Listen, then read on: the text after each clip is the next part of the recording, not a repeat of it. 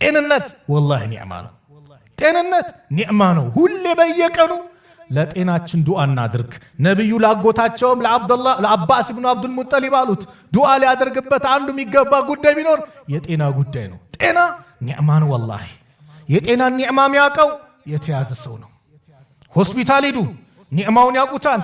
ስንትና ስንት ወንድምና እህቶች አሉ ወላሂ እዚህ መድረክ ላይ ለመሳተፍ እንደኛው ዳዕዋ ለማዳመጥ የሚመኙ የሉ፣ ግን በቃ ዑዝር አላህ ይዟቸው አልጋ ላይ የቀሩ የሉ። አላህ ይፈውሳቸው፣ አላህ ይፈውሳቸው፣ አላህ ያሽራቸው። ጤንነት ኒዕማ ነውና ሁሌ ዱዓ እናድርግበት።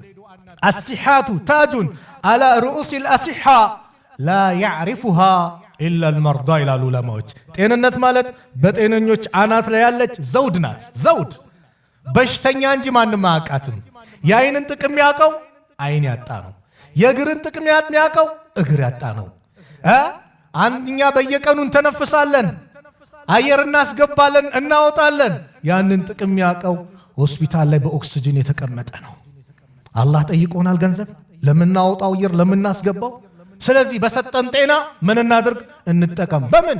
በዒባዳ እናሳልፈው፣ በዒባዳ። ሌላ ወልፈራግ አሉ ትርፍ ጊዜ። ዛሬ ጊዜ ሞት ተፈርዶበት ጊዜያችንን በምን እንግደለው ይባላል አይደል?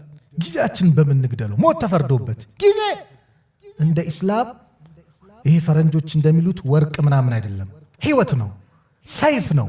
በኸይር ነገር ካልቆረጥከው ጊዜን በሸር ይቆርጥሃል አሉ ዑለማዎች። በኸይር ካልቆረጥከው በሸር ይቆርጥሃል። ጊዜ በአግባቡ ልንጠቀምበት ይገባል።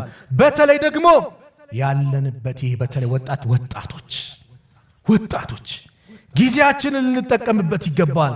ነብዩ ሰለላሁ ዐለይሂ ወሰለም በአንድ ሐዲስ እንዲህ አሉ፣ እግተኒም ኸምሰን ቀብለ ኸምስ